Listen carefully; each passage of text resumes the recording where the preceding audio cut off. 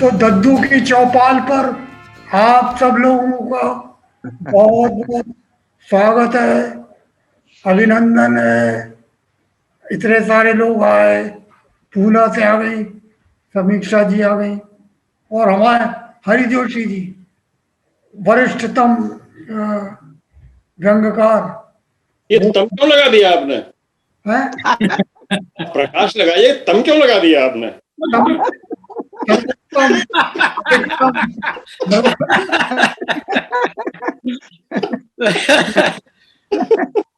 आपके लिए कर रहा था। चलिए। आप लोगों को मालूम है, आप लोगों को नहीं मालूम। ये जब दद्दू की चौपाल शुरू हुई, उसको एक वृहद रूप देने के लिए कॉफी हाउस पे प्रोग्राम रखा गया जी। यादों की। उसमें गलती से मैंने एक लाइन कह दी थी कि भोपाल में सनद मशहूर है कि जिस सभा में राम प्रकाश त्रिपाठी हो, चाहे शोक सभा हो, चाहे साहित्य की सभा हो, चाहे संस्कृति की सभा हो, उसमें अगर कोई दूसरा सभा का संचालन करे तो उसको पुलिस उठा के ले जाती है।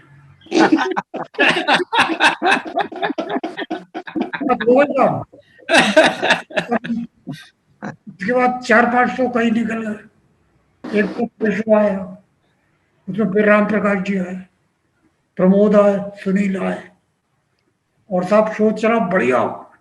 सुनील ने बढ़िया व्यंग पढ़ा, प्रमोद ने पढ़ा, राम प्रकाश जी ने पढ़ा, लेकिन संचालन गलती से हमारे एक दूसरे एंकर को दे दिया हमने।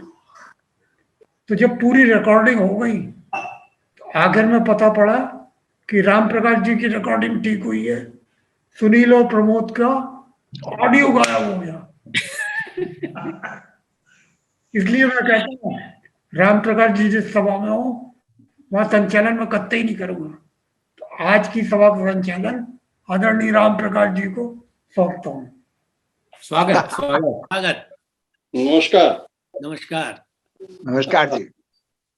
असल में क्या है कि हाँकने का काम बचपन में गांव में जरूर किया है थोड़ा बहुत, मगर साहित्यकारों को हाँकना बड़ा मुश्किल काम होता है। जिंदगी भर से कर रहे हैं।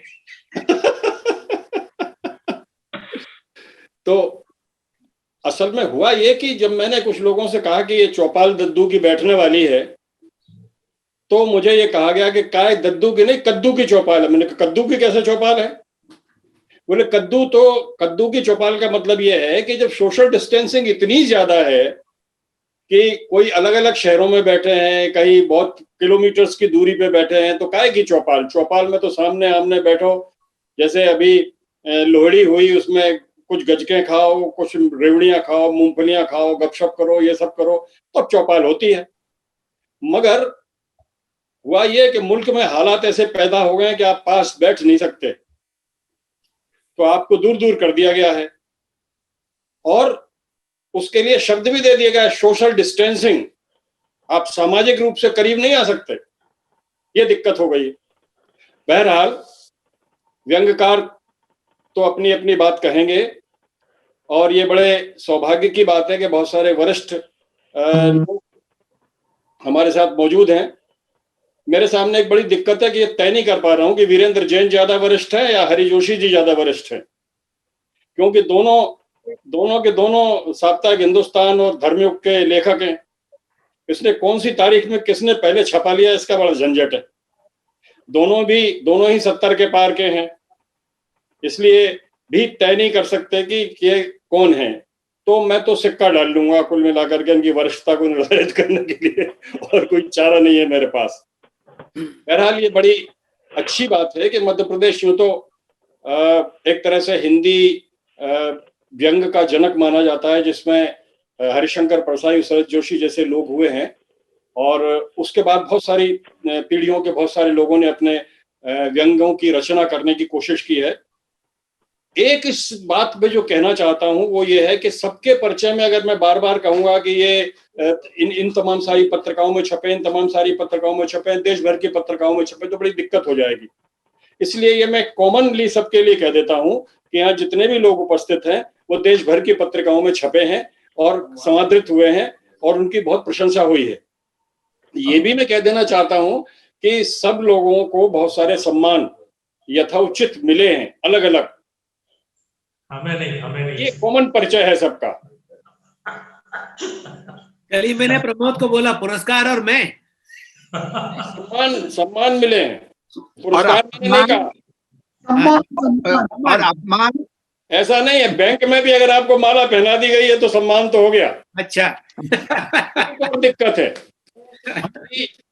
आज की सभा में जो बैंकर्स की संख्या जरा ज्यादा है, तो व्यंग प्रस्तुति के बजाय व्यंग निवेश ज्यादा होगा ऐसा लगता है। वाह क्या बात है। कोई जी ने एक शब्द चलाया था, शब्द निवेश, एक पूरा का पूरा कार्यक्रम चलाया था, तो ये पद भी बन सकता है कि व्यंग निवेश। बहरहाल हमारे बीच में एक युवतर व्यंगकार जिसे कह सकते हैं हम, वो समीक्षा तेलंग हैं। बुनियादी तौर पर पत्रकार हैं और उनका एक संग्रह भी प्रकाशित हुआ है जिसका नाम है जीव अनशन पर है। जीव अनशन पर है, पता नहीं ये अन्ना हजारे को संबोधित है या किसको संबोधित है। ये इनकी काफी प्रशंसा हुई है, युवा पीढ़ी में इनको काफी सराहा गया है। तो आज की यूं भी कहते हैं कि जो महिलाओं से मंगल कार्य शुरू करवाना चाहिए पहले, तो ये प्रसंग भी है। मैं समीक्षा तेलंग जी से बहुत ही विनम्रता पूर्वक आग्रह करूंगा कि वे कृपया अपने व्यंग की शुरुआत करें। समीक्षा आप करेंगे फिर। सभी लोगों को मेरा नमस्कार। और मैं आपसे चाहूंगी कि मैं सीधा व्यंग पर ही आऊं। अपने भूमिका तो आप सभी ने बना दी है इसकी, और मुझे ज्यादा कहने की जरूरत नहीं है स्टेज पर आके। तो मैं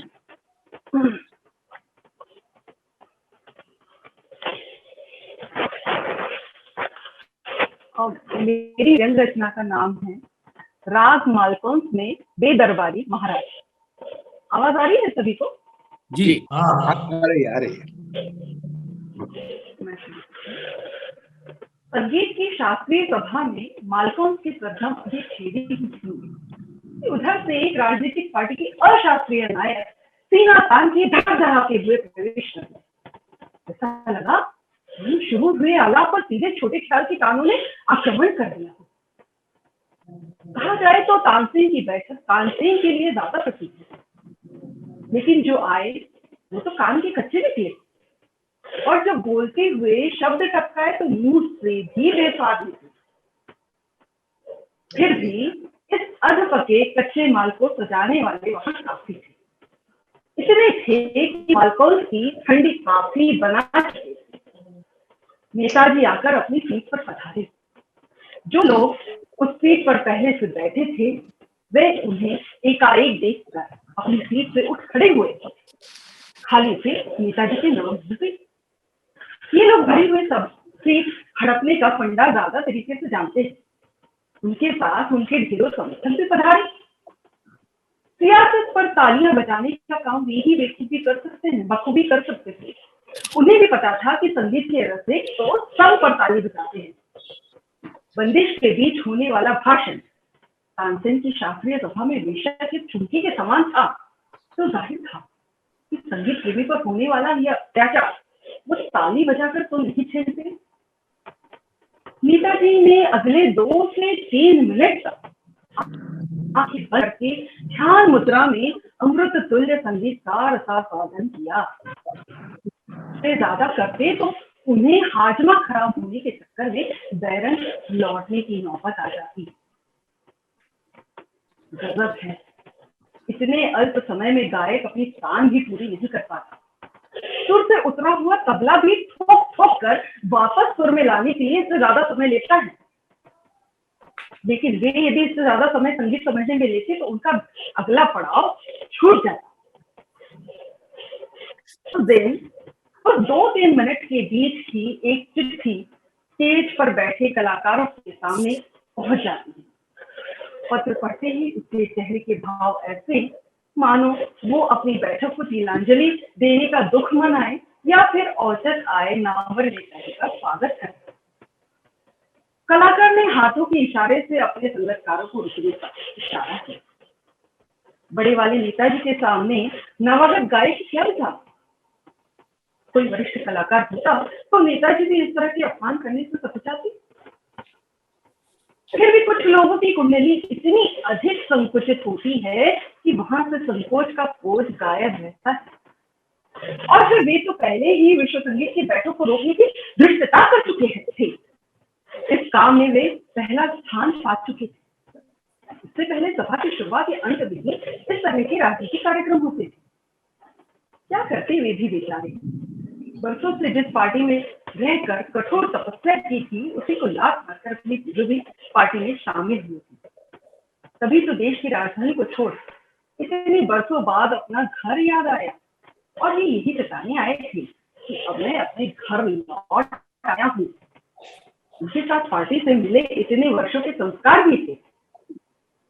सभा के बीच उन संस्कारों को सबने देखा और विस्तृत भी किया। ये बात दीगर है कि राजा के कु या सु संस्कारों पर बोलने का हक प्रजा के पास है। कुछ 3 मिनट बाद नेताजी स्टेज पर पहुंचे। कलाकारों को अपने संग लाए फूलों के बुके देख लिए, लेकिन इन फूलों से वे किसे फूल बना रहे थे ये समझ पाना मुश्किल था। बड़ी शान से अपना मास्क मंच पर झटकते हुए रखा, अपने बालों को सहराया और सबकी नजरों से बचाते हुए अपना खर्रा सामने रखी। विशुद्ध हिंदी में अपने घर के इतिहास पर इससे पहले कभी बोलने का मौका नहीं मिला। वैसे मिला तो ये भी नहीं था, हथिया लिया। जब वर्तमान छोड़ इतिहास पर जगह जगह बात होने लगे तो बिना अध्ययन के संभव भी नहीं बोलना। इतिहासकार पता नहीं दुनिया भर का इतिहास कैसे याद रख लेते हैं। इन्हें तो अपना ही इतिहास कागज पर उतार कर लाना पड़ा। हद है इतिहासकारों की याददाश्त।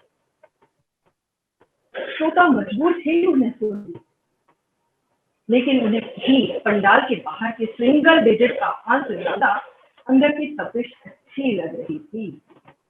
इसलिए कनपट्टी लगाकर बैठ गए। हल्की फुल्की आवाज से उन्हें भी परहेज नहीं था। नेताजी की इस कार्यक्रम के पहले सरकारी अस्पताल की तस्वीर करके आए। सुनने में आया कि वहां नए वेंटिलेटर की व्यवस्था देखने गए। अपनी आदत के मुताबिक फंड की कमी न होने का वायदा करके लौटे थे, लेकिन यहाँ उन्होंने श्रोताओं को वेंटिलेटर पर डालने में जरा संकोच नहीं किया। प्रणाम की करने के साथ ही भाषण शुरू हुआ। 3 मिनट के गायन की मंत्र मुग्धता पर 20 मिनट का आत्ममुग्ध भाषण दिया। अब गायक के पास 40 मिनट में से कुल जमा 20 मिनट उसके पास गायन के नाम पर बचे। मुग्धता का आलम ये था कि श्रोताओं को एक झटके के लिए महसूस हुआ कि नेताजी अपने शब्द मालकों से ही गाकर न सुनाने लगे। लेकिन श्रोता एक घोर अत्याचार से बच गए। नेताजी का अपनी पुष्पों के गायन पर अभ्यास उतना नहीं था जितना श्रोताओं का था, बल्कि यूं कहीं कि संगीत प्रेमी उनसे ज्यादा उनके परिवार का इतिहास जानते थे। लेकिन वे अपने मुखारबिंद से दुपट गायन पर बोलकर दिखाना चाहते थे कि उनका भी इस क्षेत्र में हस्तक्षेप है। रोमन में लिखी हुई हिंदी के स्क्रिप्ट का जितना प्रभाव श्रोताओं पर पड़ सकता था पड़ा। औद्योगों की दुहाई देकर अपनी कुल की गाथा का यक्षगान कर मंच से विदा। नीचे उतरकर 2 मिनट के लिए फिर से गई। अगले टास्क के लिए नया मार्ग चढ़ाया और निकल पड़ा। इधर सांसद में बैठे श्रोताओं ने वेंटिलेटर से उठकर लंबी सी शुद्ध सांस ली। उधर मालकौन पूरी तरह बिखर चुका था। प्रस्तुति के लिए अतिरिक्त समय की गुहार खारिज हो चुकी थी। होनहार गायक सीधे तरानी पर आया। रसिकों का मालकौन सुनने का सपना अधूरा रह गया, लेकिन नेता की समय सारणी सफल हो गई। उधर मीडिया के लिए ये बेटी नहीं बन सकी। बहुत खूब, बहुत खूब। दीक्षित जी ने बहुत अच्छा व्यंग पढ़ा और सबसे व्यंग परक बात तो इसमें यह थी कि इन्होंने राग कहना चाहिए कि जो दोपहर का जो राग होता है, राग सारंग के स्थान पर इन्होंने मालकोंस की बात की। सबसे अच्छा व्यंग्य तो यही रहा, दिलचस्प व्यंग्य रहा, लेकिन बहुत अच्छी, इसमें बहुत ही सुंदर बातें उन्होंने कही। अब मुझे लगता है कि सुनील सक्सेना जी को बुला लेना चाहिए। ये भी युवा व्यंग्यकार हैं और इस बीच में उन्होंने काफी लिखा है और काफी प्रकाशित भी हुए हैं। मैं बिना किसी लंबी चौड़ी भूमिका के उन्हें सादर आमंत्रित करता हूं। सुनील सक्सेना। नमस्कार। नमस्कार। आवाज आ रही है मेरी? हाँ जी जी हाँ, तो सभी लोगों को प्रणाम। और अगर और कुछ समय लिए हुए मैं अपनी रचना प्रस्तुत करता हूँ। मेरी रचना का शीर्षक है दर्द सिर की दवा है चश्मा। वाह। मैं पिछले कुछ दिनों से सर्वव्यापी, सार्वभौमिक, समधर्मी, समस्त आयु वर्ग में लोकप्रिय रोग सिर दर्द की चपेट में हूं। दर्द सिर जाने का नाम नहीं ले रहा है। बीमारी और समस्या, इनकी तासीर में एक समानता है। दोनों को अगर समय रहते इलाज नहीं किया गया तो नासूर बनते देर नहीं लगती। वाह। मैंने सारे घरेलू नुस्खे आजमाए, पर सिर दर्द में रत्ती भर भी आराम न मिला। लॉकडाउन में फंसे फैमिली डॉक्टर से फोन पर निशुल्क सेवा भी ली, किंतु कोई राहत नहीं मिली। यानी अब यह तय था कि बिना जेब ढीली किए सिर दर्द से निजात पाना मुश्किल है। यूं तो फैमिली डॉक्टर ज्यादा भरोसेमंद होता है, फीस तो लेकिन पुराने संबंधों का लिहाज रखते हुए आहिस्ता आहिस्ता प्यार से हमें हलाल करता है। मजबूरी में जब किसी दूसरे डॉक्टर के से पाला पड़े तो वो अपने सारे अरमान पहली और अंतिम विजिट में एक झटके में ही पूरे कर लेता है। अंतिम विजिट इसलिए कि डॉक्टर जानता है कि ये भटका हुआ रोगी है, जिस दिन इसका परमानेंट रहबर इसे मिल जाएगा वो इस गली में फटकेगा भी नहीं। वाह। तो मैं सिर दर्द की असहनीय पीड़ा से मुक्ति पाने के लिए झटके वाले इलाज हेतु सज हो गया। ये नए डॉक्टर हमारे शहर के पुराने उम्र दराज डॉक्टर हैं। लोग उन्हें अनुभवी मानते हैं। वैसे सच पूछिए तो उम्र और अनुभव का कोई ताल्लुक नहीं है। ये भ्रम है कि उम्र के साथ तजुर्बा बढ़ता है। ठीक वैसे ही जैसे जिनका हाजमा खराब होता है तो वो ये मानते हैं कि शौच क्रिया से पहले धूम्रपान करने या जर्दा खाने से प्रेशर अच्छा बनता है। बहुत अच्छा। लेकिन हाँ, आदमी उम्र दराज और एक्सपीरियंस दोनों हो तो बड़ा डेडली कॉम्बिनेशन हो जाता है। जैसे जैसे उम्र बढ़ती है इंसान की मासूमियत खत्म हो जाती है। वो खपती और उजड़ टाइप का हो जाता है। अदब की रवायतें भूलने लगता है और स्वयं को नरेंद्र समझने लगता है। भैया मैं यार।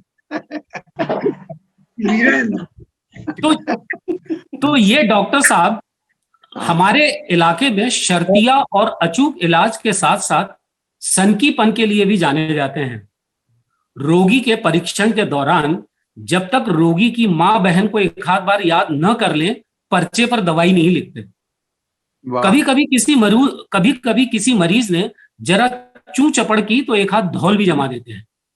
उनकी इन अघोरी बाबा टाइप की हरकतों की वजह से लोग कहते हैं कि उनके शरीर में किसी पीर फकीर की आत्मा निवास करती है।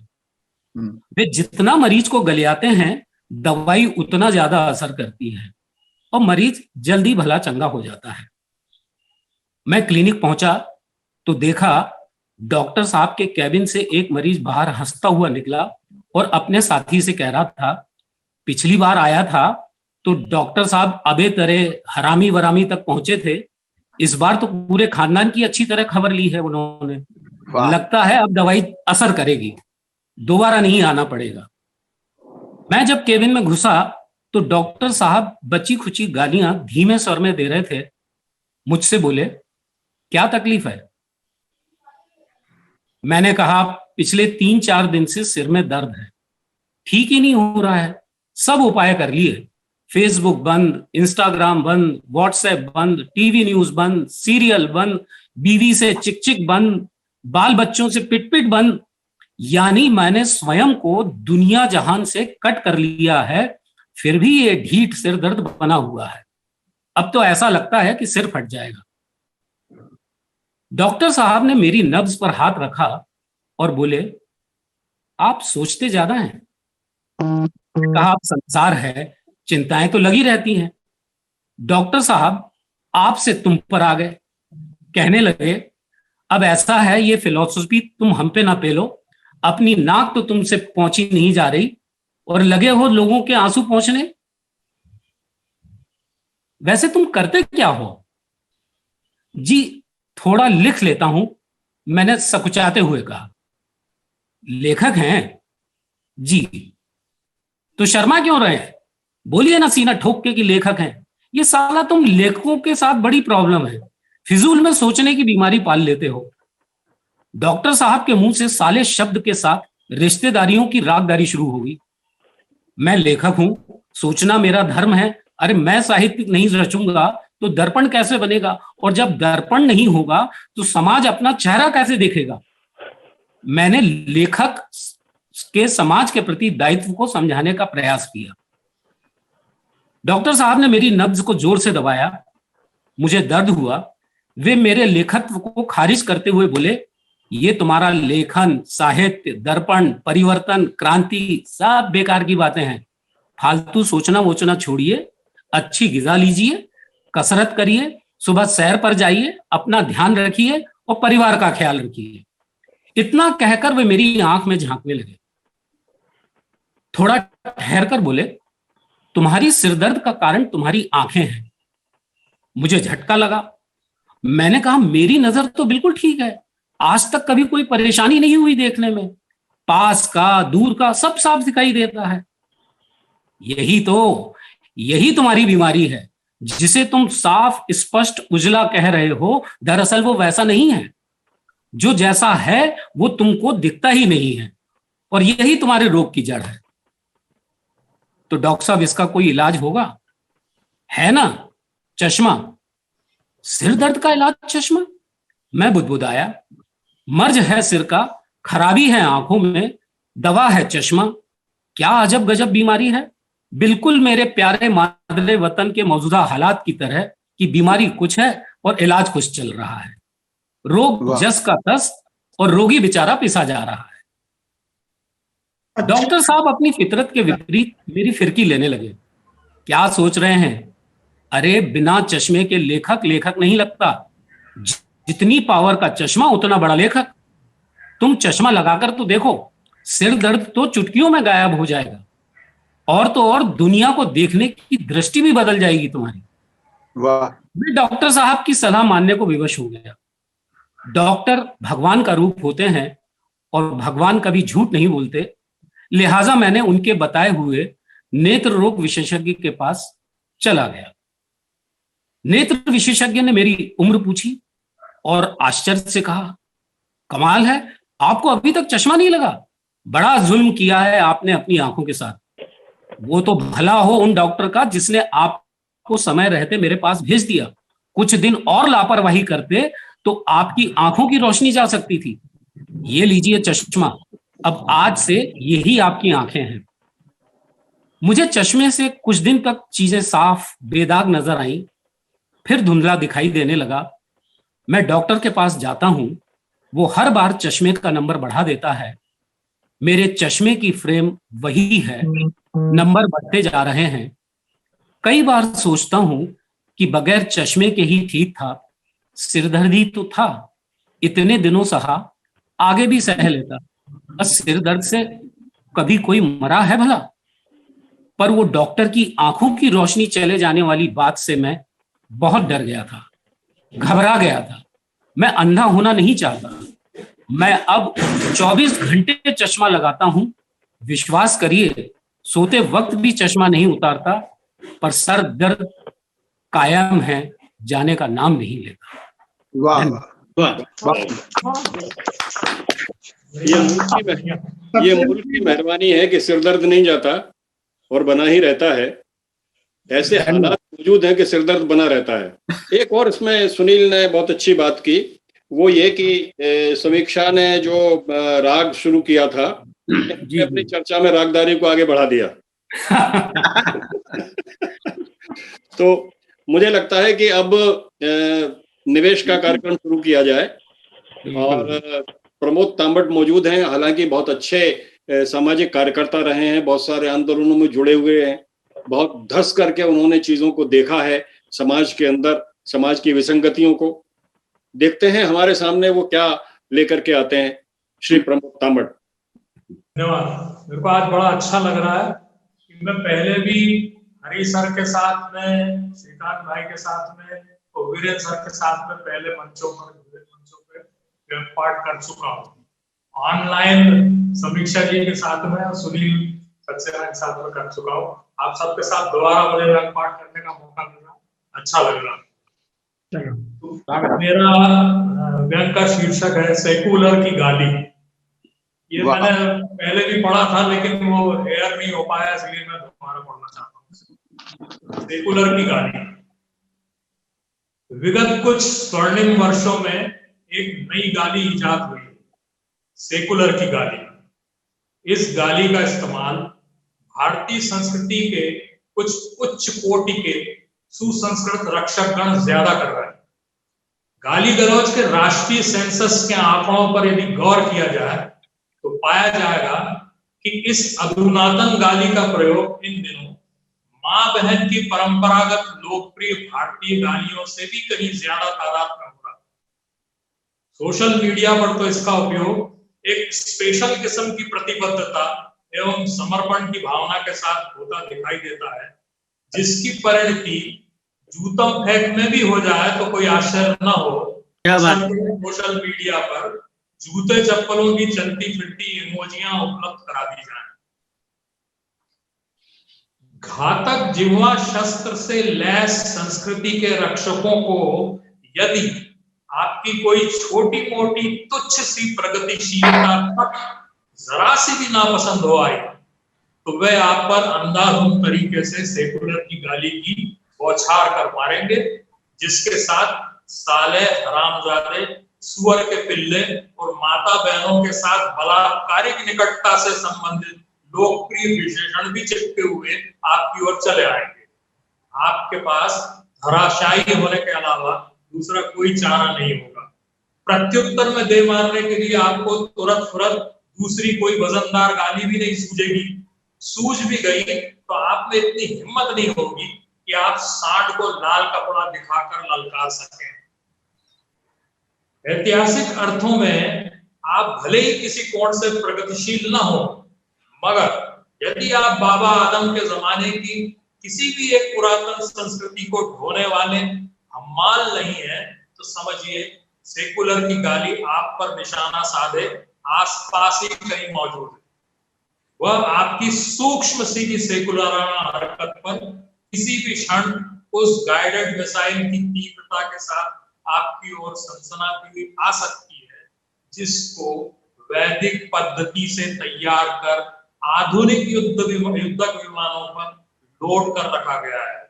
आप जरा भी पढ़े लिखे समझदार व्यक्ति की तरह व्यवहार, बातचीत, तर्क चर्चा करते दिख गए तो घर से लेकर पोलिंग बूथ तक और पोलिंग बूथ से लेकर विधानसभा संसद तक वे संस्कृति के पहरुए आपको आसमान में उठा कर और जमीन पर पटक कर सेकुलर की गाली से नवाजेंगे।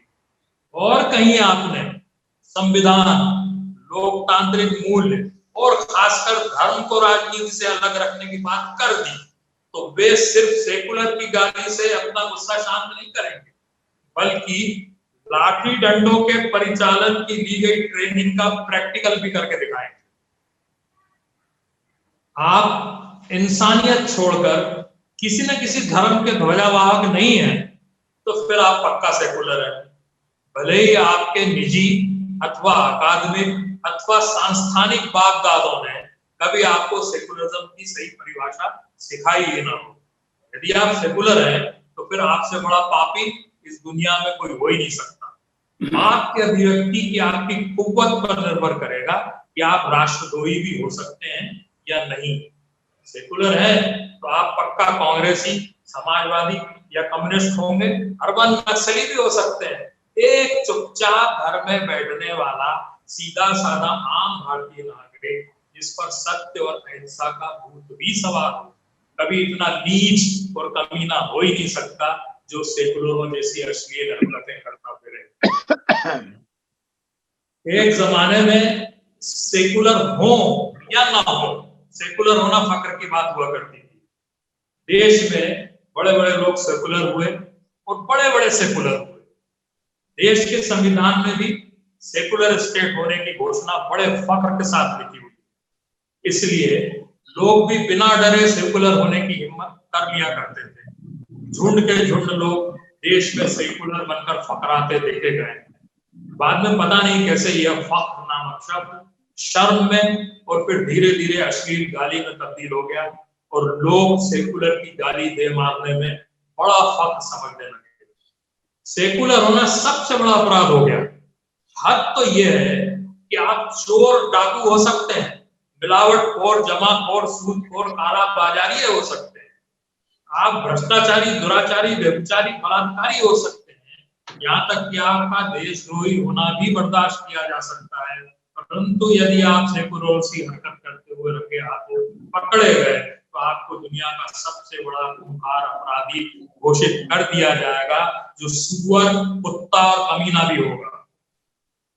मैं दावे के साथ कह सकता हूँ कि आज अगर हिटलर और मुसोलिनी जिंदा होते और भारत भ्रमण पर चले आते तो बहुत सारे लोग उनके स्वागत में पलक पावड़े बिछाकर खुद भी जमीन पर लहालोर हो जाते, मगर आज वे किसी सेकुलर के घर का पानी पीना तो दूर की बात, उससे कुल्ला करना भी पसंद न करे, भले ही वह उनका सजातीय सधर्मीय सेकुलर हो। यही हाल रहा तो कभी सेकुलर होने को कानूनन जुर्म और इस जुर्म के लिए चौतरफा फांसी की सजा की मांग उठने लगे तो कोई ताज्जुब नहीं। यह भी हो सकता है कि सेकुलरिज्म फैलाने के जुर्म में किसी दिन हमारे संविधान को ही फांसी पर चढ़ा दिया जाए। धन्यवाद। क्या बात है, वाह वाह। हाँ देवकांत जी कुछ कह रहे थे आप नहीं, बड़ी बीच में? कुछ नहीं कह रहा था। मैं कूद पड़ा, असल में आपने मुझे फिक्स कर दिया ना इसके लिए, तो मैं कूद पड़ा था बीच में, इसलिए चलिए प्रमोद जी, पूरी स्वतंत्रता है। प्रमोद जी ने अनौपचारिक मंच, प्रमोद जी ने अपना व्यंग तो पढ़ा ही, इसमें एक भाषा विज्ञान का भी एक हिसाब कर दिया थोड़ा सा। भाषा विज्ञान में शब्द संयोजन और शब्द का विस्तार और उसके अर्थ विपर्यय और तमाम सारी चीजें आती हैं। बहुत ही मजेदार तरीके से उन्होंने इन तमाम सारी चीजों के ऊपर बात की, और समाजार्थिक तो उसके पीछे पहलू थे ही शामिल, तो ये बहुत अच्छा रहा। अब हमारे सामने एक बहुत विचित्र किस्म का व्यंग्यकार है जिसका नाम है श्रीकांत आप्टे।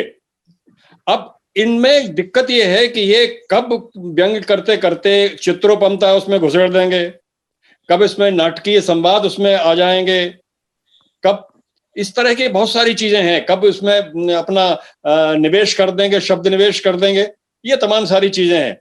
वैसे ये बहुत इनका नाटक भी प्रकाशित हुआ है और इनके व्यंग्य संग्रह भी प्रकाशित हुए हैं, और पूरे बाकी सब मैं कह ही चुका हूं, उसको दोहराने की जरूरत नहीं है।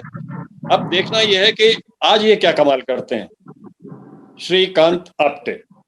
इरशाद इरशाद। सबको नमस्कार। नमस्कार। दरअसल प्रमोद की सेकुलर रचना पर अच्छा हुआ मैंने एक रचना चुनी थी आज के लिए। शीर्षक था उसका सेकुलर पाजामे में सांप्रदायिक लंगोट। वाह। लेकिन अब नहीं पढ़ूंगा, अब दूसरी रचना पढ़ रहा हूं।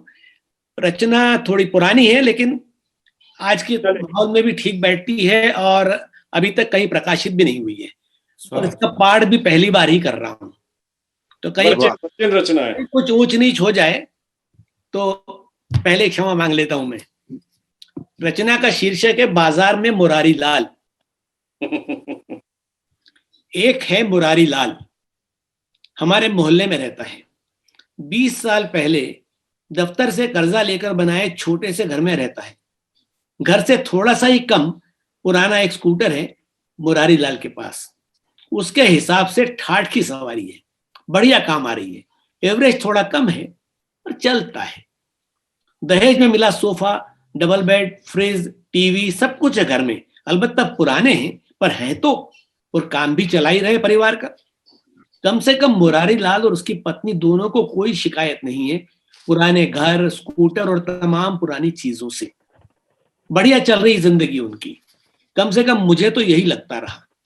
हैरानी भी होती थी मुझे कि इतनी चकाचौंध के बीच अपनी पुरानी चीजों के साथ यह पट्टा खुश कैसे रह लेता है। पर वह था और अच्छा खासा खुश था। वार त्योहार भी कभी किसी ने उसे शहर के बाहर जाते नहीं देखा। अपने घर और शहर से बाहर कहीं सुख नहीं है बाबू, सबसे यही कहता है मुरारी लाल। मुरारी लाल का शहर इसी देश में है जो समूचा बाजार हो गया है।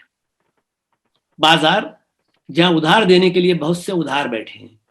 देश के हर महानगर, शहर, कस्बे, गांव, गली, नुक्कड़, चौराहे पर बैठे हैं वे आसान शर्तों पर कर्ज का बोर्ड लगाए। श्रीमान, आप पैसों की चिंता मत कीजिए, बस सामान लीजिए, उठाइए वो TV, fridge, microwave, DVD player, air conditioner, camera, washing machine और बहुत कुछ है। आप तो बस इशारा कीजिए, बाकी हम पर छोड़िए, पहुंचा देंगे सर आपके घर। क्या कहा पैसे? अभी कौन मांग रहा है सर? किस्तों में दीजिए, मजे मजे से, केवल एक फॉर्म भरना है सर। ब्याज 0% है सर। पुरानी चीजें एक्सचेंज में ले लेंगे सर, वरना कबाड़ी तो है ही आपका अपना। कबाड़ी भी जिस सामान को लेने से मना कर दे, हम वो भी एक्सचेंज में ले लेते हैं सर, क्योंकि हम आपके अपने हैं सर। मुरारी लाल को पता नहीं, बुद्धू है बेचारा, खुश पुराने घर में। उसे पता ही नहीं कि उसे नए घर की जरूरत है, एक बड़े से घर की, उसके स्टेटस को सूट करे ऐसे घर की। उसे पहले कभी लगा ही नहीं कि उसका कोई स्टेटस है, पर उसे किसी ने एहसास करा दिया है कि उसका कोई स्टेटस है और घर स्टेटस के मुताबिक बड़ा होना है। नया चमचमाता बड़ा घर, नए घर में नया TV, fridge, sofa, double bed, और ये क्या, पोर्च खाली, कार होना जनाब इसमें। नए घर में पुराना खटखटिया स्कूटर, कितना भद्दा लगेगा। इतने बढ़िया पोर्च में ऐसी ही बढ़िया कार होना, पोर्च बिना कार के सूना लगता है। मुरारी लाल को तो यह भी नहीं पता कि उसके मन में कब से सिंगापुर, मलेशिया, थाईलैंड, अमेरिका या यूरोप घूमने की इच्छा पनप रही है। एकदम बुद्धू राम में हमारा मुरारी लाल, जिसे खुद के बारे में कुछ भी पता नहीं। पर उन्हें जो बाजार सजा कर बैठे हैं, मुरारी लाल के बारे में सब पता है। वे मार्केटिंग के गुरु हैं, सम्मोहन विद्या के उस्ताद हैं। वे जादू बिखेरते हैं वे मुरारी लाल के आसपास, जादू बिखेरते हैं वे मुरारी लाल के आसपास। ऐसा जादू कि अचानक मुरारी लाल को उसका घर छोटा लगने लगता है। बीवी बच्चों का भी आग्रह है कि नया और बड़ा 3 BHK फ्लैट होना चाहिए। कब तक रहेंगे इस सड़ेले घर में? आजकल कोई स्कूटर पर चलता है भला? मोहल्ले में जिस घर में देखो उसी में कार। मुरारी लाल अब कार चाहता है, नई चमचमाती कार उसके पोर्च में। उन्होंने उसमें देशभक्ति जगा दी है, यह समझाकर कि खराब एवरेज वाले पुराने स्कूटर में अधिक पेट्रोल जलाना देशद्रोह है, और बेहतर एवरेज की नई कार लेकर मुरारी लाल देश सेवा करेगा। देश सेवा के लिए वे मुरारी लाल को लोन देंगे, कम ब्याज पर, आसान किस्तों पर। उनसे लोन लो और बढ़िया टीवी पर बढ़िया पिक्चर देखो। धुंधली पिक्चर देखकर आंखें क्यों खराब करते हैं? बेहतरीन कूलिंग वाला फास्ट फ्री फ्रिज लो और महीने भर तक चटनी, दाल, सब्जी ताजी रखो उसे। और ये क्या मुरारी लाल कि हमेशा अपने शहर में ही पड़े रहते हो? बाहर घूमने निकलो भाई। इस धरती के गोले पर कितने सारे मुल्क हैं, बताओ कहां जाना चाहते हो? पैसे की चिंता मत करो, हम है ना लोन देने के लिए। वे मुरारी लाल तक पहुंचने का हर रास्ता छेक कर बैठे हैं। वे टीवी में घुसे हुए हैं, अखबारों के पन्नों पर पसरे हुए हैं। स्टेशन, बस स्टैंड, एयरपोर्ट, सड़क, हर कहीं होर्डिंग पर हक जमाए बैठे हैं, और तो और उसके मोबाइल में घुसे बैठे हैं। हर ओर से वे मुरारी लाल को पुकारते हैं, हमारे पास आओ मुरारी लाल। मुरारी लाल न समझता है, न समझना चाहता है, न जानता है, न जानना चाहता है। खुश है मुरारीलाल, जो है जहां है उसी में, पर वे बेचैन हैं मुरारीलाल को बतलाने, जतलाने और समझाने के लिए कि अब तक वो कितना नीरस जीवन जीता आया है, कि उसका भी हक है जीवन की हर ऐश पर, और इसके लिए कर्ज लेने में कोई हर्ज नहीं। मुरारीलाल, तुम्हारी हर ख्वाहिश पूरी करे उस तिजोरी की चाबी हमारे पास है। अगर तुम नहीं आ सकते तो कोई बात नहीं, हम अपना आदमी तुम तक भेज देंगे। तुम कहां पड़े हो बचत फचत के चक्कर में प्यारे, कर्ज लो और ऐश करो, मैं हूं ना। अब यार ब्याज दर और ईएमआई जैसी फालतू बातों के चक्कर में तुम इधर उधर खड़े रह जाओगे, और उधर हवाई जहाज अमेरिका को उड़ जाएगा। भौचक खड़ा है मुरारीलाल, हो क्या गया है इस देश को, कहां से उगाए हैं इतने सारे कर्ज देने वाले, चादर देखकर पांव पसारने की सीख कहां गई। वो नहीं चाहता कि पांव चादर के बाहर आए, भोला है, बाजार की ताकत से अनजान है, नहीं जानता बाजार की ताकत को। बाजार उसके पैर चादर से बाहर खींचने की ताकत रखता है। कर्जे के अलावा डिस्काउंट, एक के साथ दो फ्री, एक्सचेंज ऑफर, और न जाने कौन कौन से तीरों से भरा पड़ा है बाजार का तूणीर। बाजार मुरारीलाल के पैर तो क्या, समूचे मुरारीलाल को चादर से बाहर लाकर उसे नंगा करने की शक्ति रखता है। पूरे देश को ही मुरारीलाल बना डाला है बाजार ने। अपनी ऑक्टोपसी भुजाओं में बाजार दुनिया को जकड़े हुए है। आप मुरारीलाल को जानते हैं? क्या कहा आपने? नहीं जानते? आप मजाक कर रहे हैं, क्योंकि हम में से कौन है जो थोड़े बहुत अर्थों में मुरारीलाल नहीं है।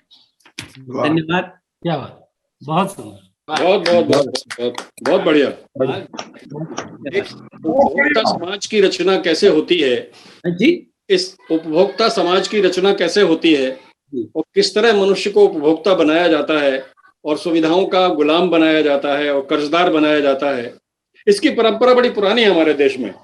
यावत जीवेत सुखम जीवेत रणम कृत्वा घतम पीवेत, चार्वाक कह गए थे। चार्वाक अपने देश में हुए, लेकिन फॉलो उन्होंने चालू करवाया। लेकिन उसमें मस्ती का आलम था। हाँ जी, उसमें आपकी चेतना को गुलाम बनाने का आलम उसमें नहीं था। यह एक ग्लोबल षड्यंत्र है जिसके तहत हम एक उपभोक्ता समाज की रचना कर रहे हैं और मानव समाज की हत्या कर रहे हैं। बहुत अच्छा, बहुत बधाई, धन्यवाद। अब ये बताइए कि एक वीरेंद्र जैन हुआ करते थे, उनका क्या आता पता है? मेरे स्क्रीन पे कुछ चेहरे वहरे नहीं आ रहे हैं, जैसे वीरेंद्र जैन का नहीं दिखा मुझे। उनका नाम आ रहा है लेकिन जुड़े तो हुए हैं, लेकिन ना उनकी पिक्चर है ना साउंड है। श्रीकांत जी के तरह वो जो चीजें हमारे उसमें चेतना में घुसती चली जाती है, उस तरह अगोचर क्यों है वो? है? वो मैसेज के थ्रू कुछ डाल रहे हैं। हाँ, मैसेज तो आ रहे हैं। मैसेज तो आ रहे हैं। क्यों भैया, क्या हो गया जरा बताओ? ये हरि जोशी जी से डर गए क्या? अरे भैया, मैं सबसे डरा हुआ हूँ यार, मेरे से कौन डरेगा? उन्होंने एक कविता डाली, आप लोग कहे तो मैं पढ़ दूं। वीरेंद्र जैन जी ने डाली कविता, मैसेज लिखा, श्रीकांत और प्रमोद जी की रचना के बाद मेरी एक व्यंग कविता के अंश। ये गोल गोल, ये ढोल मोल ना लंबे हैं ना छोटे हैं, ये बेपेंदी के लोटे हैं। क्या बात है। रीढ़ नहीं है दांत नहीं, इनके कोई सिद्धांत नहीं, ये ब्रह्मचर्य की दिव्य देह पर ढीले बंधे लंगोटे हैं, ये बेपेंदी के लोटे हैं। क्या बात है। इनको वह कुछ स्वीकार नहीं जिसका ढीला आकार नहीं, ये उतना ज्यादा शोर करें जब होते जितने धोते हैं, ये बेपेंदी के लोटे हैं। क्या बात। ये इधर जाएं ये उधर जाएं, सुविधा ढलान पर उतर जाएं, जो अवसर देखा लगा लिया, उन पर अनगिनत मुखौटे हैं, ये बेपेंदी के लोटे हैं। इसके आगे नहीं दिख रहा है। बहुत बढ़िया, बहुत बढ़िया। ठीक है, इतना बहुत है, बहुत बढ़िया।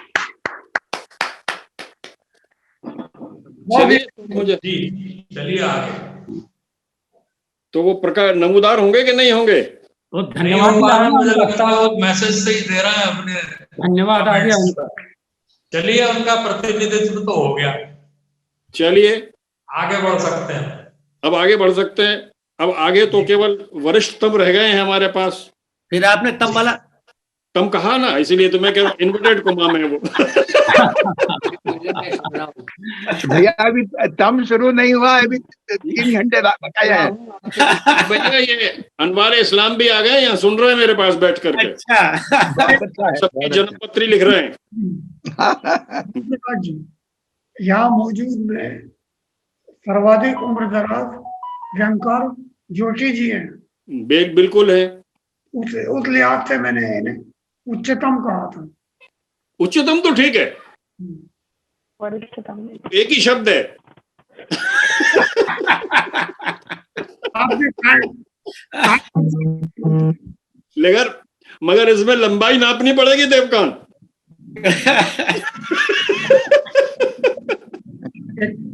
देखते इस पाठ के बाद। तो भैया देवकांत जी, आप समझिए राम प्रकाश जी की आदतों से आप बहुत अच्छे से वाकिफ हैं।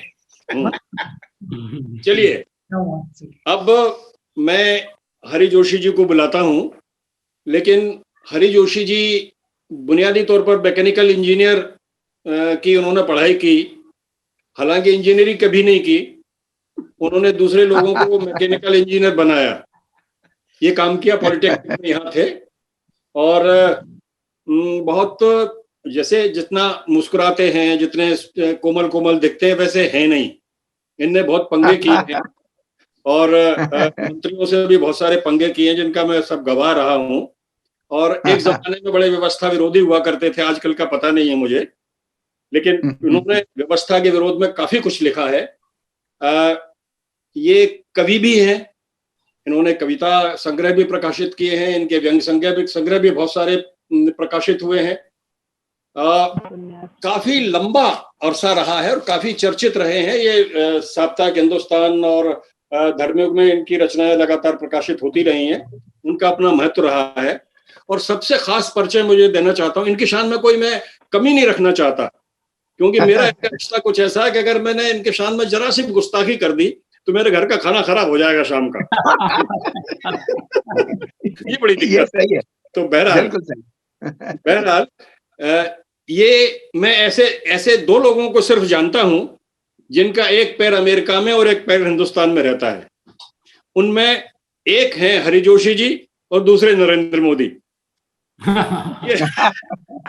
इनके व्यंग पाठ वहां भी होते रहते हैं, इनकी रचनाएं वहां भी चलती रहती हैं। तो मैं बहुत आदर के साथ उनको आमंत्रित करता हूं, क्योंकि वो वरिष्ठ हैं और लंबे समय से लिख रहे हैं। मैं उनको बहुत आदर के साथ आमंत्रित करता हूं। हरि जोशी। स्वागत है। धन्यवाद राम प्रकाश भाई। मैं आज एक ऐसी रचना का पाठ कर रहा हूं जो सार्वकालिक है और 30 साल पहले भी उतनी प्रासंगिक थी जितनी आज है, और शायद प्रजातांत्रिक देश में प्रत्येक काल में यह रचना प्रासंगिक रहेगी। आपको ये रचना अच्छी लगेगी। रचना का शीर्षक है चमचे और पार्टियां। क्या बात है। हमारा देश पार्टियों पर टिका है और पार्टियां चमचों पर। हमारा देश पार्टियों पर टिका है और पार्टियां चमचों पर। चमचे बिना पार्टी असंभव, और पार्टियां न हो तो चमचे दिखाई न दे। प्रत्येक पार्टी में अध्यक्ष के सामने छोटे बड़े सभी प्रकार के चमचे पड़े रहते हैं। यह एक अलग बात है कि चमचे इन महानुभावों के सामने पड़े रहते हैं या चमचे इनके पीछे पड़े रहते हैं, किंतु चमचे खड़े रहते हैं यह कहना सरासर गलत है, क्योंकि चमचे पड़े ही रह सकते हैं, खड़े नहीं। चमचे चमकते हैं, चमचे चमकते हैं, चमचे खनकते हैं, चमचे उछलते हैं। चमचे चमकते हैं, चमचे खनकते हैं, चमचे उछलते हैं, चमचे नजदीक सरकते हैं, कभी कभी खटकते भी हैं। चमचे जब किसी पास वाले के हाथों में हो या उसकी अंगुलियों पर नाच रहे हो और हमारे सामने एक भी ना हो तो वे चमचे हमें खटकते हैं। चमचे जब किसी पास वाले के हाथों में हो या उसकी अंगुलियों पर नाच रहे हो और हमारे सामने एक भी ना हो, तो वे चमचे हमें खटकते हैं। चमचों का चरित्र सेवा करना है।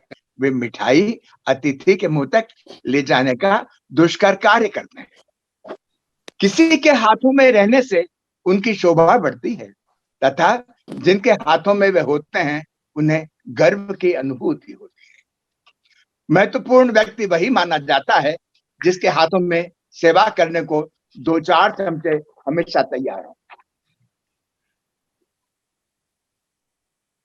अनेक पार्टियां हैं हमारे यहाँ, नई नई कई पार्टियां जन्म भी ले रही हैं।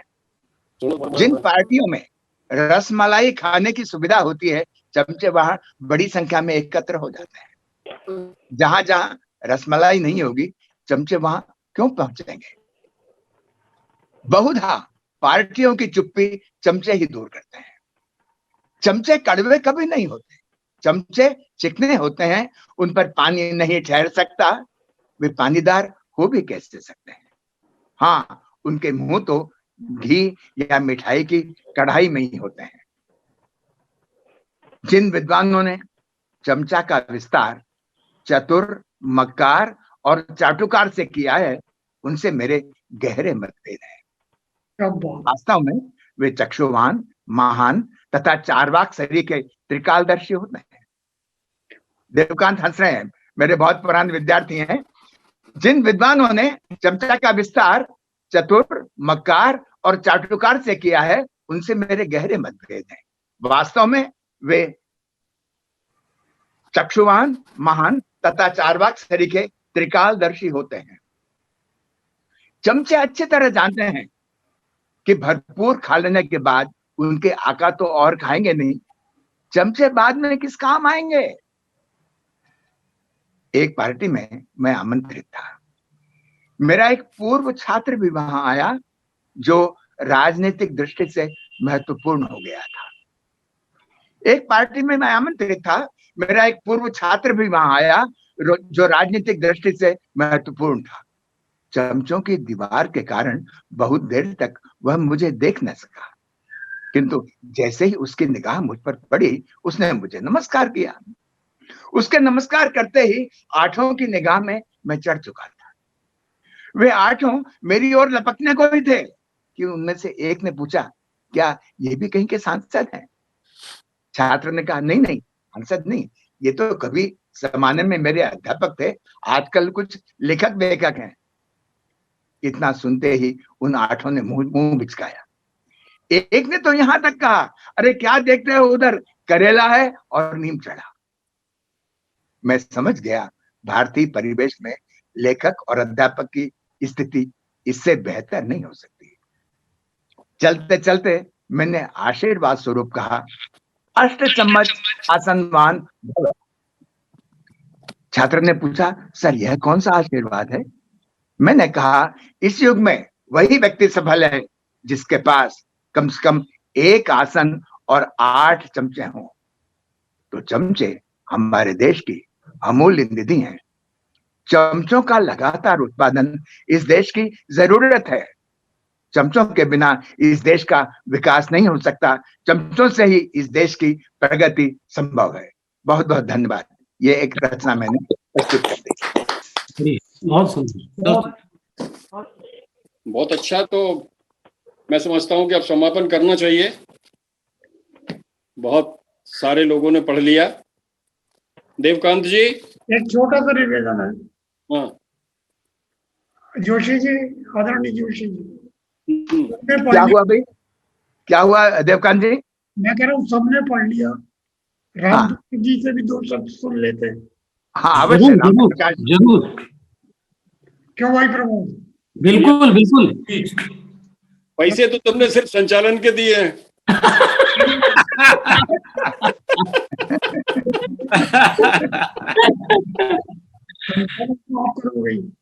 बाद में आपने रात में फोन पे क्या कहा था? केवल संचालन पढ़ूंगा।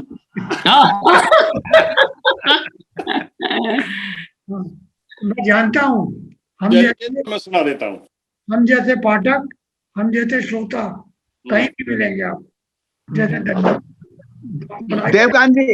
देवकांत जी जी मेरी कुछ लघु कथाएं महाराष्ट्र के पाठ्यक्रम में पढ़ाई जा रही हैं इन दिनों।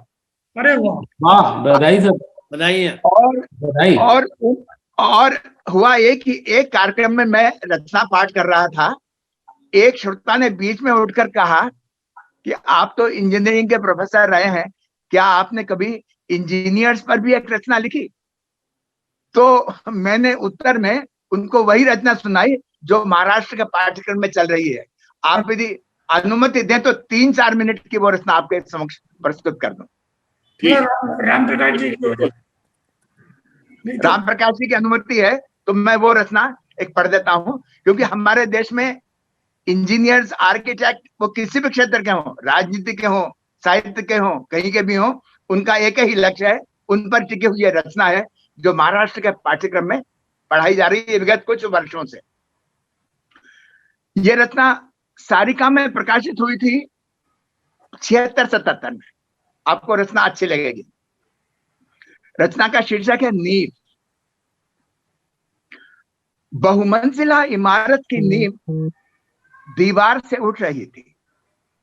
ठेकेदार नया था। वह 1 तगारी सीमेंट और 5 तगारी रेत के बने मसाले से भयभीत सा ईंटों की जुड़ाई करवा रहा था। बारी बारी से कई अभियंता निरीक्षण को आए। सभी ने काम के प्रति घोर असंतोष व्यक्त किया और कहा, ऐसा काम करना हो तो कहीं और जाइए। अगले दिन नए ठेकेदार ने 1 तगारी सीमेंट और 3 तगारी रेत के मसाले से सशंकित हो ईंटों की जुड़ाई की।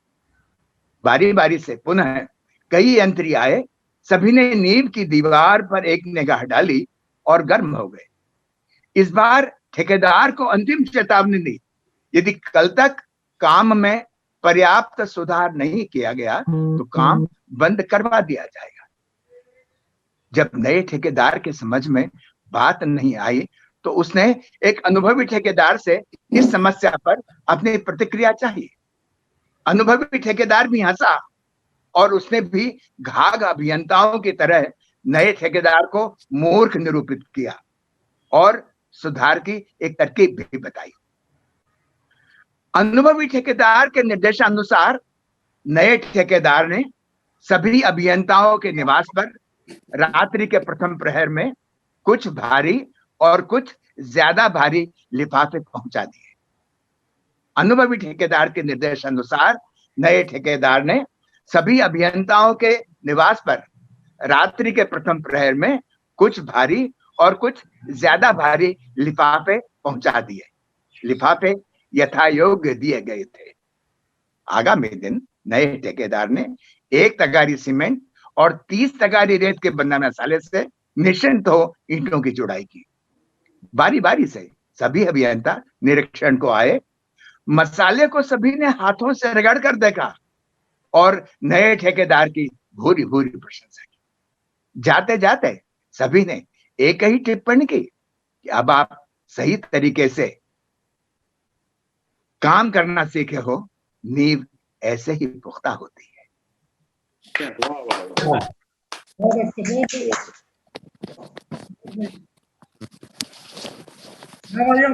राम प्रकाश त्रिपाठी जी आपके सामने अपनी व्यंग्य रचना प्रस्तुत करेंगे। चलिए,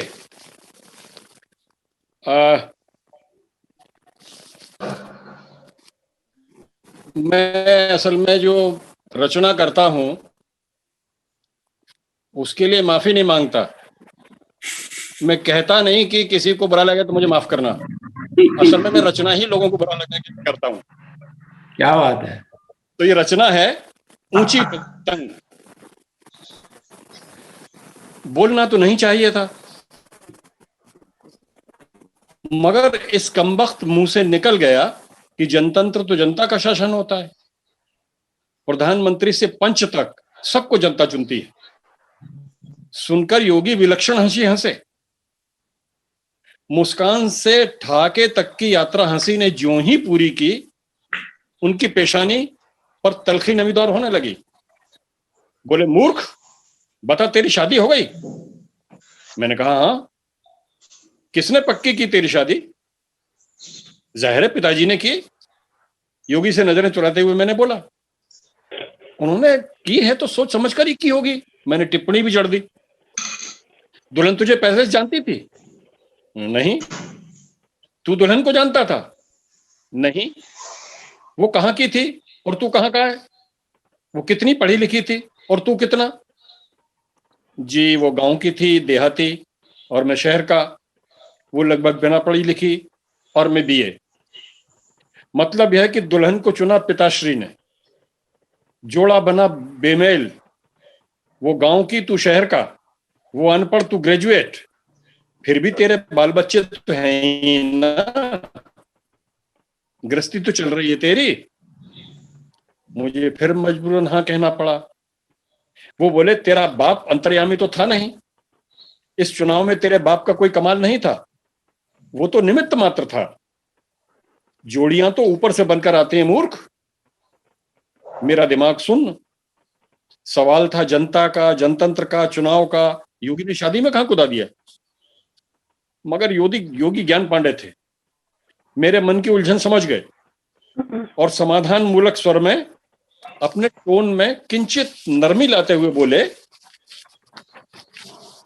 सब प्रारब्ध का खेल है बच्चा। जैसे जोड़ियां ऊपर बनती हैं, वैसे ही ब्राह्मण, क्षत्रिय, वैश्य, शूद्र सबका निर्धारण ऊपर वाला ही करता है। नेता, प्रतिनिधि, इन सबका फैसला भी ऊपर वाले के हाथ में ही होता है। अपने सड़क छाप ज्ञान को बघाड़ते हुए मैं बोला, ऊपर वाला यानी हाईकमान? वो गरजे, चुप। मैं फिर सन्नाटे में। अपनी शिक्षाओं को, अपनी शिराओं को शिथिल करने में उन्हें थोड़ी देर लगी। फिर बोले, तुझे तो पता है कि बिना ईश्वर की मर्जी के यहां पत्ता भी नहीं खड़कता। प्रधानमंत्री बिना उसकी कृपा के बन ही नहीं सकता कोई। मेरी निगोड़ी जुबान में फिर खुजली हुई। ईश्वर किसी को यूं ही कुछ बना देता है, बिना एजुकेशन, बिना एक्सपीरियंस, बिना एबिलिटी, बिना इंटरव्यू। कोई रेडी वाला, ठेले वाला, चाय वाला, कोई भी। योगी ने मुस्कुराकर मेरी बात काटी। बोले, अंग्रेजी के 3 अल्फाज सीख कर समझता है कि तू समझदार है। अरे आज की पढ़ाई का सबसे बड़ा दोष अज्ञान है। प्रारब्ध समझता है कि नहीं? यह सब उसी के बेस पर डिसाइड होता है। पूर्व जन्म के फल से ही परम पद मिलता है। उसी के आधार पर बंदे जनतंत्र की सवारी करते हैं। मतलब कोई भी एरा गैरा पचकल्याणी नथु खेरा हम पर राज्य करने लगेगा? तुझे क्या लगता है राज्य करने वाला चोर है, उठाई गिरा है, दंगाखोर है, तड़ी पार है, सजाए याफ्ता मुजरिम है, हत्यारोपी है? नहीं, वह पिछले जन्म की पुण्याई भोग रहा है, पिछला हिसाब साफ कर रहा है। पिछले खाते के बुरे कामों का चुकारा हुआ नहीं कि पुण्य लाभ मिलना शुरू। राजयोग का अभ्युदय हो जाता है ऐसे। मुझे भवानी भाई याद आए। धरती है खाक, आदमी है खटमल। वो जो ही आया धरती पर, शोषण शुरू। वाह गुरु वाह। योगी मगर ज्ञान के तुरंग पर सवार थे। बोले, कलयुग में सरकार ही सर्वशक्तिमान होती है। पंडित राज जगन्नाथ का मंत्र है, दिल्ली शरोवा जगदीश्वरोवा। समझता है मतलब? जो दिल्ली का अधिपति है वही जनता का खसम। तू कहता है कि कुर्सी पर चाय वाला, सत्ता में तड़ी पार। मैं कहता हूं उससे क्या फर्क पड़ता है? सरकार परम मेधावी होती है। तेरे जैसे तमाम डिग्रीधारी बुद्धिजीवी विद्वान सरकार के नौकर होते हैं। अकल का चैनल तो वे लोग ही चलाते हैं। और मूर्ख जनता पूर्व जन्म का फल भोगती रहती है, जो उसके प्रारब्ध में लिखा है। आप जनता को मूर्ख कह रहे हैं, जबकि संविधान में राज उसी का ही है। जो बकवास तू पहले भी कर चुका है ना, घुमा फिरा के फिर उसी पर आ गया। योगी तमके। मैं कहता हूं, हां जनता मूर्ख होती है। जब व्यापारी को जीएसटी समझ में नहीं आता, पढ़े लिखे मुसलमानों को सीएए समझ में नहीं आता, आशिकों को लव जिहाद और का कानून समझ में नहीं आता, किसान को अपने कानून समझ में नहीं आते, क्या मतलब है इसका? सरकार का सत्य तेरी समझ में नहीं आएगा। अरे कालिदास से अमीर खुसरो तक ने कश्मीर को स्वर्ग कहा है कि नहीं? इसी उच्च विचार की परंपरा में अगर सरकार वहां के बाशिंदों को स्वर्गवासी बना रही है तो इसमें गलत क्या है? इतनी सी बात जनता की नहीं समझता, इतनी सी बात जनता नहीं समझती। जिसके पास चिल्लर तक नहीं है वो नोटबंदी के नुकसान गिनाता है। अरे तर्क की बीन पर सांप नाचते होंगे, अजगर के कान पर तो नक्कारों की जूरी नहीं रेंगती।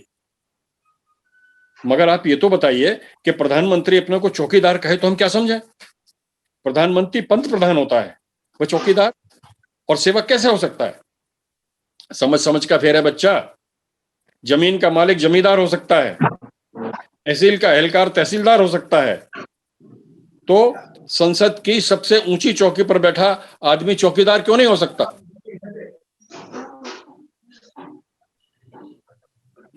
तेरी जगह से लगता है कि तू हिंदुस्तानी है ही नहीं, पाकिस्तानी है, चीनी है, खालिस्तानी है या एलियन है।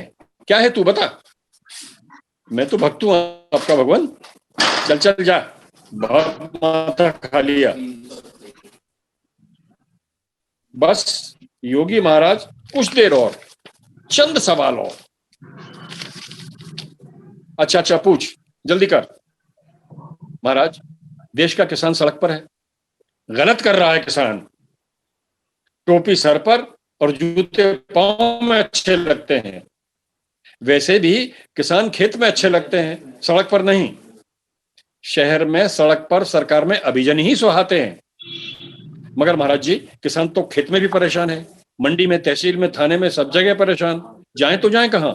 सरकार सुने नहीं। तब हो मन की करे, मन की सुने, मन की कहे। बताइए अन्नदाता कहां जाए?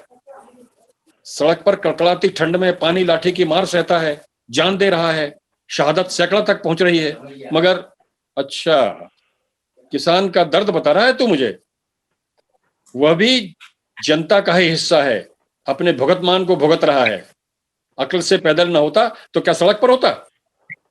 अरे जब दीगर चपकों को उसके मसाइल समझ में नहीं आते तो किसान क्या खाकर कृषि का कानून समझेगा? मगर वो किसानी तो समझता है, खाक समझता है। वह अपनी पैदावार बेचने को कहां कहां नहीं भटकता, हाट बाजार में, मंडी में। अरे सरकार का नारा है, सरकार आपके द्वार।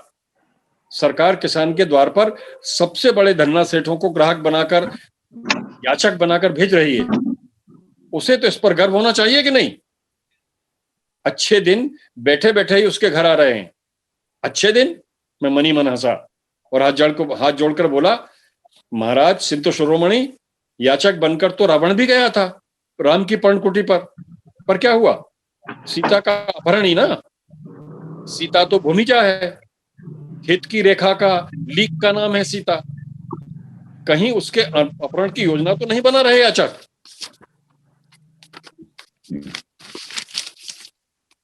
बस बगार लिया ज्ञान। मूड वही होता है जो जगत की गति को नहीं समझता, देश काल परंपरा शास्त्र को नहीं समझता। शास्त्र ब्राह्मण क्षत्रिय वैश्य को हल्की मूठ पकड़ने की अनुमति नहीं देता। आज की बात करें तो उन्हें ट्रैक्टर का स्टीयरिंग पकड़ने की इजाजत नहीं देता। उच्च वर्ग के ही भूस्वामी हो सकते हैं, इसलिए वे ही किसान कहला सकते हैं। जो सड़क पर हैं वे खेत मजूर हैं, किसान नहीं। जोतने वाले हालिया तो हो सकते हैं, किसान नहीं। शास्त्र की बात है, मगर योगी जी लोक की बात तो यही है कि जमीन जिसकी जोतेगा वही, जोतेगा उसकी। ये सब कम्युनिस्टी बकवास है। विधर्मी कम्युनिस्ट या कांग्रेसी या समाजवादी शास्त्र क्या जाने? जब शास्त्र में जोतने वाले को भूस्वामी होने का अधिकार ही नहीं, प्रावधान ही नहीं, तब चल अब जा। मगर सवाल तो अधूरे, सवाल कभी पूरे नहीं होते। जो पूरे हो जाते हैं वे सवाल नहीं होते। योगी हंसे, तू चल भजन सुना, कबीर अच्छा सुनाता है तू। मैंने कबीर का तो नहीं, कबीर की तर्ज पर अर्चन की अर्चना वाला पद सुनाया। साधो मूस बिलाई खावे, पढ़े लिखे सड़कन पे घूमे, मूर्ख राज चलावे। चौकीदार करे खुद चोरी, चोर चोर चिल्लावे। बैठ अटरिया बस बातन की ऊंची पतंग उड़ावे। सांच कहे तो मारन धावे, ऊपर से गुर्रावे। टुकड़े टुकड़े मुलुक बेच के हंस हंस मोर चुगावे। अब उसकी ही पूछ परख है, जो कोई पूछ हिलावे, साधो मूस बिलाई खावे। योगी की आंख खुलने और प्रतिक्रिया सामने आने से पहले ही मैंने उठकर भाग निकलने में ही अपनी खैर समझी और मैं भाग खड़ा हुआ, और मुझे लगता है अब यहां से भी भाग लूं। क्या बात। अच्छा हुआ मैं सामने बैठा हूँ, भाग लो या यहाँ से।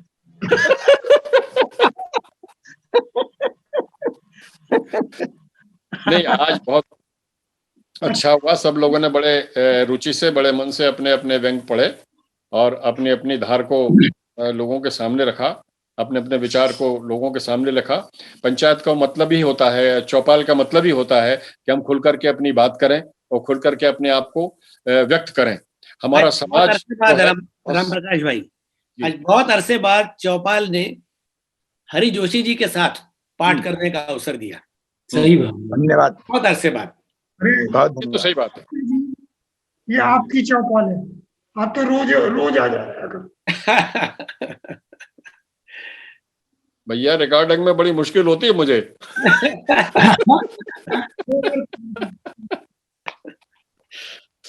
चलिए तो भाई साहब धन्यवाद अदा करें शिव देवकांत जी, चौपाल प्रमुख दद्दू जी।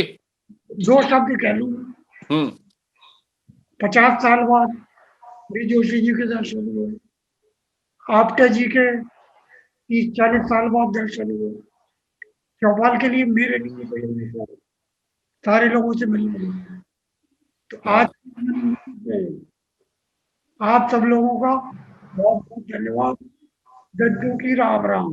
राम राम। राम राम। सभी को बहुत बहुत धन्यवाद। धन्यवाद।